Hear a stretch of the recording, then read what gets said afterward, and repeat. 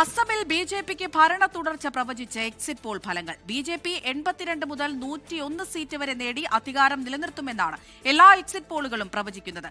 കോൺഗ്രസ് 15 മുതൽ 36 സീറ്റ് വരെ നേടുമെന്നാണ് പ്രവചനം. പ്രീ പോളുകൾ ഒന്നാകെ പറഞ്ഞത് ബിജെപിയുടെ തുടർഭരണം.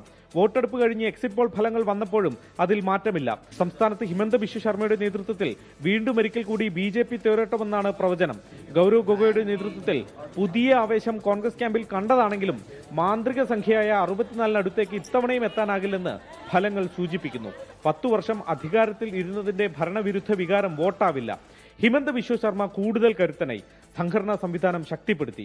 ഒപ്പം കുടിയേറ്റ വർഗീയ വിഷയങ്ങളിലൂടെ ഹിന്ദു വോട്ടുകളുടെ ഏകീകരണവും ഇത്തവണ സാധ്യമായേക്കാം. ഭിന്നിച്ചു പോകുന്ന പ്രതിപക്ഷ വോട്ടുകളും ബിജെപിയുടെ കുതിപ്പിന് സഹായകരമാകുമെന്നാണ് വിലയിരുത്തൽ.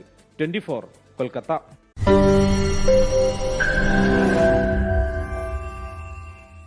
ലോകത്തെവിടെയായാലും ഏത് സമയത്തും 24 വാർത്തകളും ഓഗ്മെന്റഡ് റിയാലിറ്റി പാക്കേജുകളും എക്സ്പ്ലെയിനറുകളും വിശദമായി കാണാൻ ഞങ്ങളുടെ യൂട്യൂബ് ചാനൽ നിങ്ങൾക്ക് സബ്സ്ക്രൈബ് ചെയ്യാം.